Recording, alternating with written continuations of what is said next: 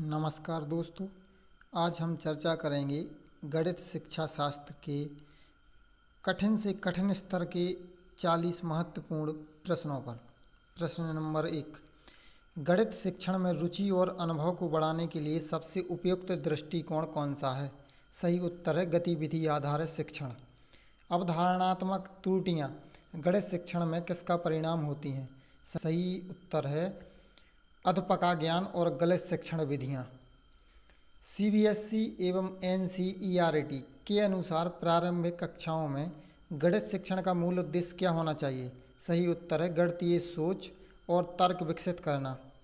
निर्देशनात्मक शिक्षण का गणित शिक्षण में क्या स्थान है?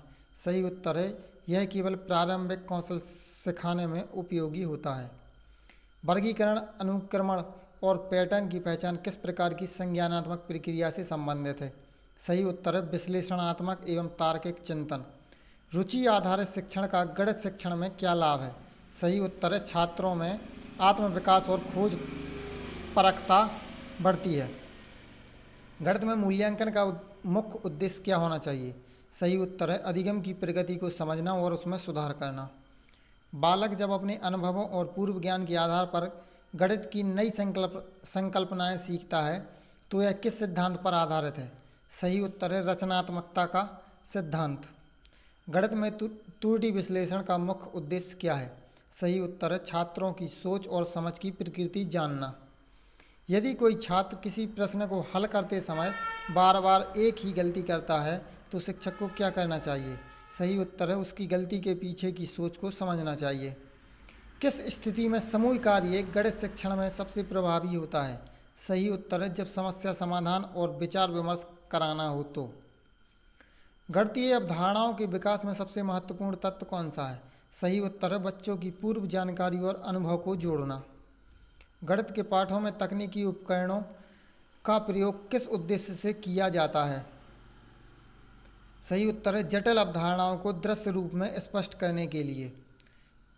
एनसीएफ 2005 के अनुसार गणित को किस प्रकार प्रस्तुत किया जाना चाहिए? सही उत्तर है तर्क विश्लेषण और रचनात्मकता के माध्यम से। खोज आधारित शिक्षण गणित शिक्षण में किस चीज को बढ़ावा देता है? सही उत्तर है स्वतंत्र चिंतन और समस्या समाधान। जब कोई छात्र प्रश्न हल करते समय वैकल्पिक तरीकों का प्रयोग करता है तो यह क्या दर्शाता है? सही उत्तर है छात्र में गणितीय रचनात्मकता है। गणित की शिक्षा में फॉर्मेटिव असेसमेंट का मुख्य उद्देश्य क्या होता है? सही उत्तर है सीखने की प्रक्रिया को लगातार समझना और उसमें सुधार करना। गणित में बच्चों की मौखिक अभिव्यक्ति को प्रोत्साहित करने से क्या लाभ होता है? सही उत्तर है बच्चों की सोचने की क्षमता और तर्क शक्ति बढ़ती है। गणित की भाषा का मुख्य गुण क्या होता है? सही उत्तर है सटीकता और स्पष्टता। गणित शिक्षण में बच्चों की पूर्व धारणा को समझना क्यों आवश्यक है?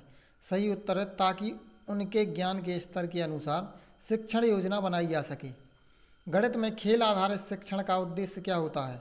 सही उत्तर है सीखने को रुचिकर और भागीदारी युक्त बनाना। यदि कोई छात्र बार बार जोड़ और घटाव में गलती करता है तो शिक्षक को क्या करना चाहिए?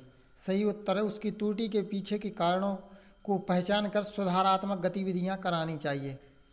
किस आयु वर्ग में ठोस वस्तुओं का उपयोग गणित पढ़ाने में सबसे अधिक प्रभावी होता है? सही उत्तर है प्रारंभिक स्तर, कक्षा 1 से लगाकर 5 तक।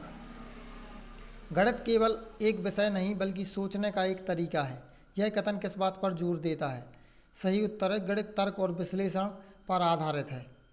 गणितीय समस्या समाधान प्रॉब्लम सॉल्विंग में निम्न में से कौन सी प्रक्रिया शामिल नहीं होती है? सही उत्तर है उत्तर को रटना।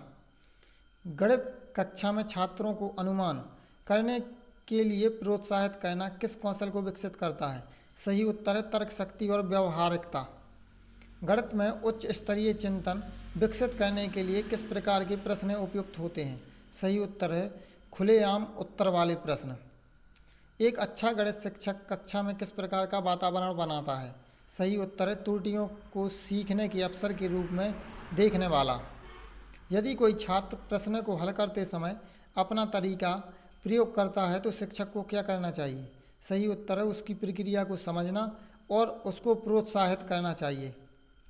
गणित में सांकेतिक भाषा किस लिए महत्वपूर्ण है? सही उत्तर है गणित को संक्षिप्त और सटीक रूप में व्यक्त करने के लिए। स्व अवलोकन गणित अधिगम में क्यों उपयोगी है? सही उत्तर है छात्र अपनी गलतियों से सीखते हैं और सुधार करते हैं। गणित भय से निपटने के लिए सबसे प्रभावी उपाय क्या है? सही उत्तर है गणित को रोचक व प्रासंगिक बनाना। गणित में मॉडलिंग का उद्देश्य है। सही उत्तर है यथार्थ जीवन की समस्याओं का गणितीय समाधान। गणित कक्षा में सहकर्मी शिक्षण किस रूप में लाभकारी है? सही उत्तर है सहयोगात्मक अधिगम और अवधारणाओं की स्पष्टता के लिए। गणित शिक्षण में ब्लूम की टैक्सोनॉमी का प्रयोग किस लिए किया जाता है? सही उत्तर है सीखने के उद्देश्यों को योजनाबद्ध और स्तरबद्ध करने के लिए। गणितीय साक्षरता का क्या अर्थ है? सही उत्तर है दैनिक जीवन में गणितीय सोच और प्रयोग करना। प्राथमिक स्तर पर ज्यामिति पढ़ाने के लिए सबसे उपयुक्त तरीका कौन सा है? सही उत्तर है ठोस वस्तुओं और गतिविधियों द्वारा अनुभवात्मक शिक्षण। गणित एक अमूर्त विषय है, इस कथन से क्या आशय है? सही उत्तर है इसकी अवधारणाएं प्रत्यक्ष अनुभव पर आधारित नहीं होती हैं, लेकिन प्रतीकों और सोच पर आधारित होती हैं।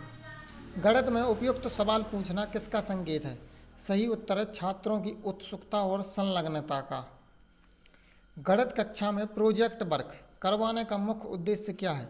सही उत्तर है अवधारणाओं को व्यवहारिक और गहराई से समझना।